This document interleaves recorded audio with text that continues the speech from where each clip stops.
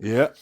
Don't take the chance, guys. Just do it right the first time. Do your power meet and greet, okay? Because now the walls come down. Now the walls come down. And I go into my, do you want to look at something new or something pre-owned?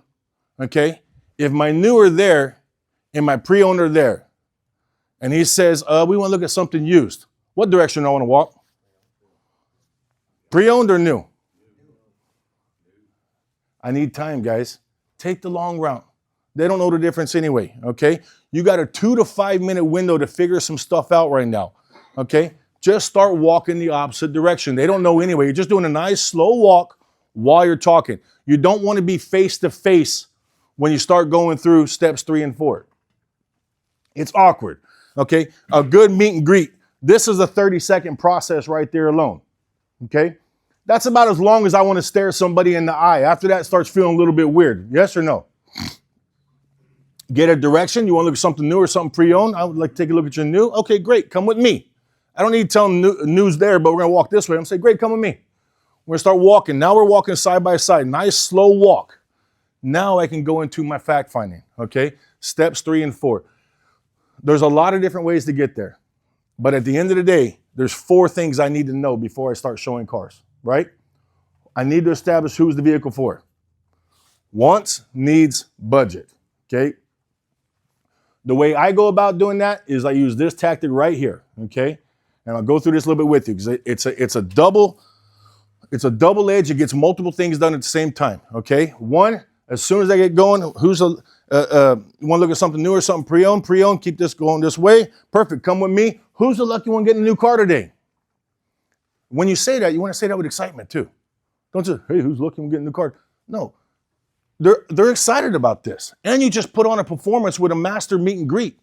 So they're already pumped that, thank God, this guy's dressed fucking sharp. He looks good. He was smiling when I pulled up. His fucking breaths don't stink. He was excited to see me, did a power meet and greet. Thank God I'm working with a professional. Trust me, they already have a weight off their shoulders because they were expecting the worst. Even if you were the first one, they're expecting everything their friends and family told them how shitty car salespeople were, right? So that now they have a relief off their shoulder. The wall's down. From this point forward, your customer is not going to be no more or no less excited than you are. So if your excitement level is at a 2, don't expect theirs to be at a 10. Make sense? So as soon as I start walking, hey, who's the lucky one getting a new car today? Who cares if your friends hear you? Be excited when you say it because that's going to put a smile on someone's face. And they're going to go, it's for me? Oh, fantastic. Congratulations. How long have you been thinking about getting a new car? Let them talk. Keep that energy up. Let them talk. Does this make sense, Rick? This is exciting for them. Can you picture this? Now they're walking with a smile on their face and their guard's completely down and they'll just start. What happens when their guard's down? Just start talking. Just start talking. Give me everything I need to sell a car. Do I want one-word answers? No. Do I want one-word answers like this? No, that's not going to make anybody comfortable. Okay?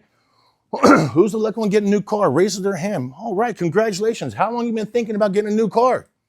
They start talking. They start telling you stories. We've been looking for 3 weeks. We can't find this anywhere. Right? Okay, great. Well, I'm glad you came here and gave me the opportunity to work with you. What is it about this one? You know, the car business, everything is an 80-20 rule. They've been saying that since I started the business, and it just stays the same. It's like everything is always an 80-20 rule.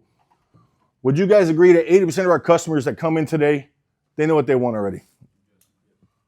A lot of times by this now, they go, I saw this online, you guys still have it. Or I called in, I talked to a girl, she told me you guys had it, or something along those lines, right?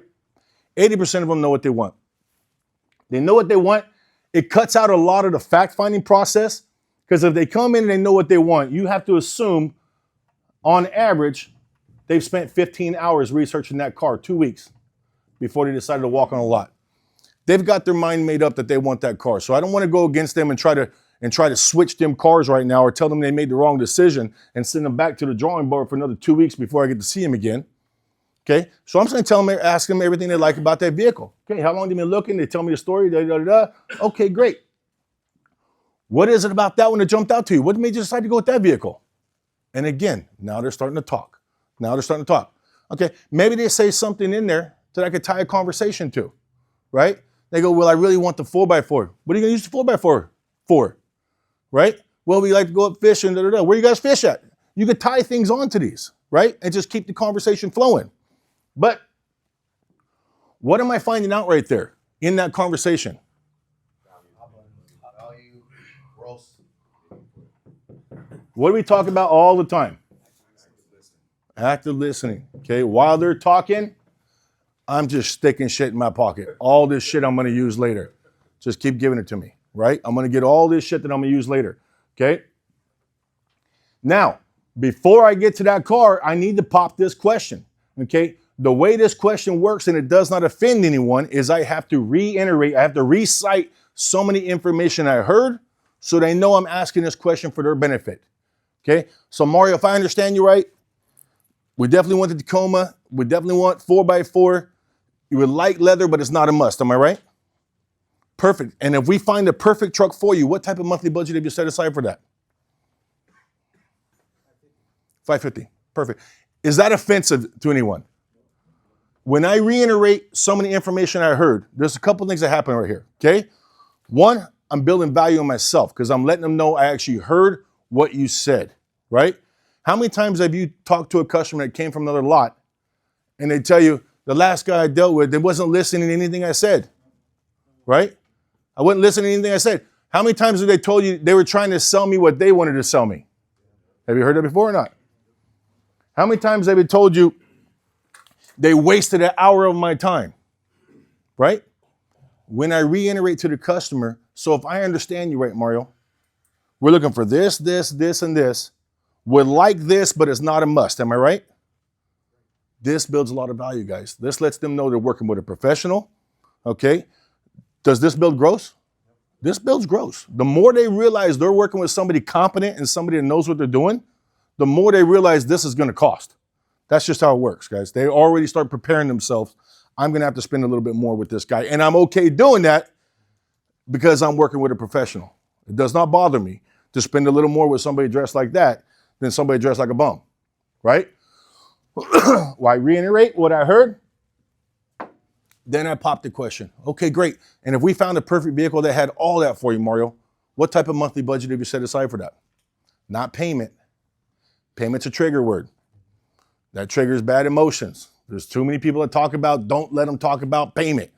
Everything will be going great. You say the word payment, everything stopped. Wall went right back up. Oh, fuck. I heard that word before. Right? Monthly budget. That's not offensive. Okay? Now,